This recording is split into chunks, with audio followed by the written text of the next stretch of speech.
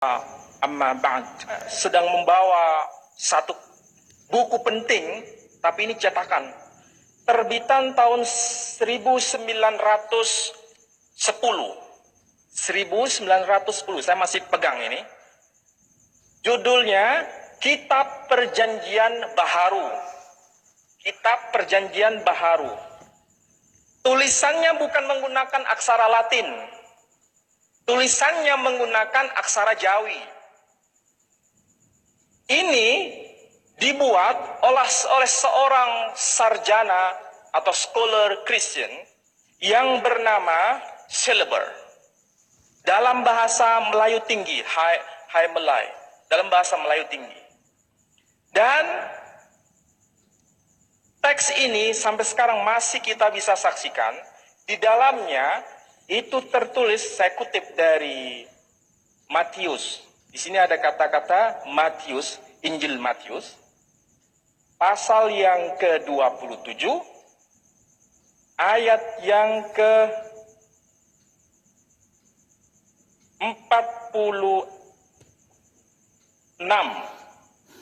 Ini ada ayat 46, dikatakan, dengan suara yang nyaring, katanya. Shootnya lebih dekat bisa? Ini ada ya. Dengan suara yang nyaring, katanya, Ili, Ili, lama sabaktani, artinya, Tuhanku, Tuhanku, mengapa engkau meninggalkan aku? Ini sebetulnya pernyataan Yesus Kristus menurut orang-orang Kristen ketika disalibkan, beliau menggunakan bahasa Suryani. Beliau mengatakan, Eli, Eli, lama sabaktani. Eli, Eli, lama sabaktani. Apa maksudnya? Kalau ini diterjemahkan yang bahasa Suryani ini ke dalam bahasa Arab, itu maksudnya sama dengan ilahi, ilahi, limada taroktani. Artinya, Tuhanku, Tuhanku, mengapa engkau meninggalkan aku? Jadi di situ Eli sama dengan ilahi, sama dengan Tuhanku. Ini sebetulnya orang Kristen pada tahun 1910 sudah tahu bahwa istilah Eli, Eloi, ilahi, itu menunjuk pada Tuhan. Tapi yang versi yang sekarang, yang ditulis dengan aksara Latin, bukan disebut Tuhanku, Tuhanku, mengapa engkau meninggalkan aku, tapi disebut Allahku, Allahku, mengapa engkau meninggalkan aku. Kalau kita yang Muslim mungkin melafalkannya, Allahku, Allahku, mengapa engkau meninggalkan aku. Ini sesuatu kekeliruan yang sangat fatal. Mengapa fatal? Karena pada masa abad pertengahan, orang-orang Melayu di Asia Tenggara sudah paham bahwa istilah Allah itu adalah nama, bukan sebutan. Jadi istilah Eli, Eli, lama sabaktani itu bahasa Suryani yang diungkapkan oleh Jesus Christ di kayu salib, sepadan dengan terjemahan berbahasa Arab menyebutnya ilahi, ilahi, limada taraktani. Bahasa Melayu atau Indonesia versi yang lama diterjemahkan Tuhanku, Tuhanku, mengapa engkau meninggalkan aku. Itu sudah tepat. Tetapi pasca kolonialisasi, penghapusan huruf Jawi di Indonesia terjadi, bergeser menjadi aksara Latin. Pada saat itulah Profesor Klinkert, seorang Belanda, yang beliau menulis sebuah kamus cukup populer, saya kira di Malaysia juga. Beliau menulis sebuah kamus yang judulnya Malay Nederlands Woordenboek. Jadi kamus bahasa Melayu, tetapi beliau peletak dasar bahwa istilah Allah itu disepadankan dengan Tuhan. Disepadankan. Jadi bukan sebagai nama Tuhan, tapi gelar saja. Makanya ada istilah Allahku, Allahmu, Allahnya. Secara gramatik ini tidak benar, baik dalam bahasa Melayu maupun bahasa Indonesia. Tidak bisa dibenarkan. Bahkan kita mengajukan protes. Para ahli linguistik Indonesia sudah mengajukan protes kepada lembaga Alkitab Indonesia, Indonesian Bible Society di Jakarta, untuk mulai memikirkan ulang bahwa tidak bisa secara gramatik bahwa Allahku, Allahmu, Allahnya itu dipakai. Seharusnya yang tepat adalah Tuhan, Tuhanmu, Tuhannya, Tuhanku. Tidak bisa Allahku, Allahnya. Tetapi protes para ahli linguistik bahasa Indonesia di Indonesia tidak digubris oleh lembaga Alkitab Indonesia.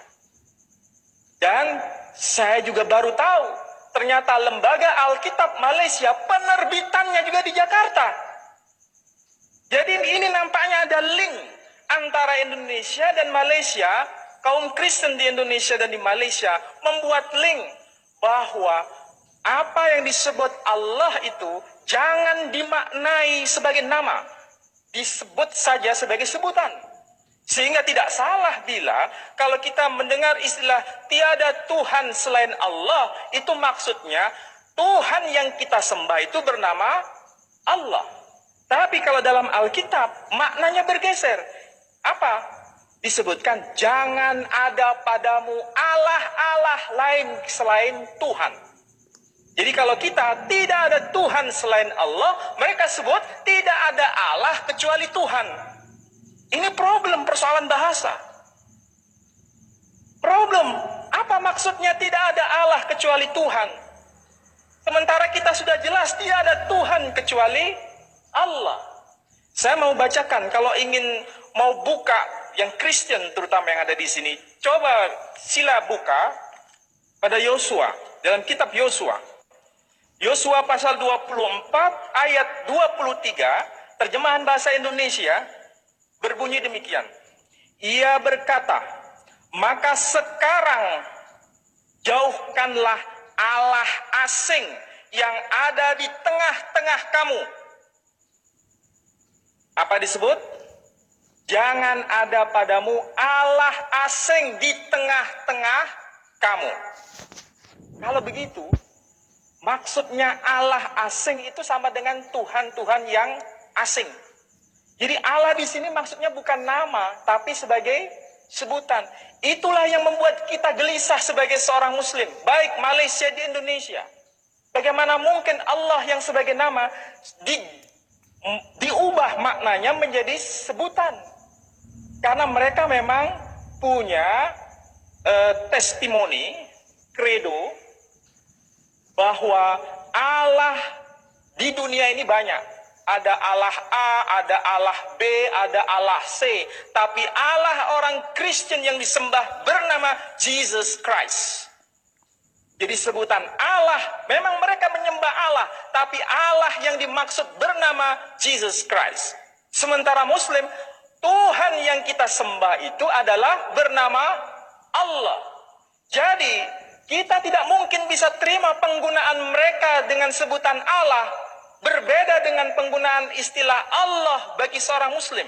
Meskipun dengan istilah yang sama, tapi makna berbeda 360 derajat. Itulah yang menyebabkan kita tidak bisa bertemu. Yang kedua, tidak perlu hanya orang Islam yang harus kritik. Tapi orang Kristen Indonesia maupun orang Kristen Malaysia juga mengkritik dari tata bahasa Melayu dan Indonesia.